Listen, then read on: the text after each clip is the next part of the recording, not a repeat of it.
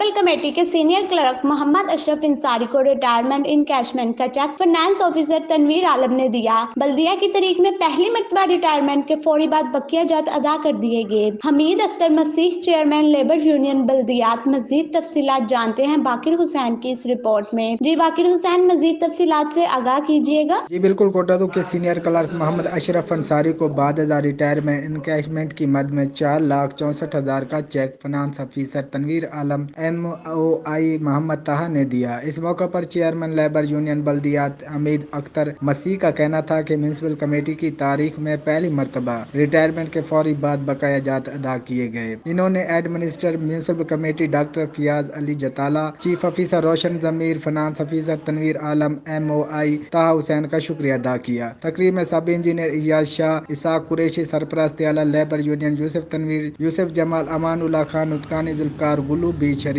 थे। जी।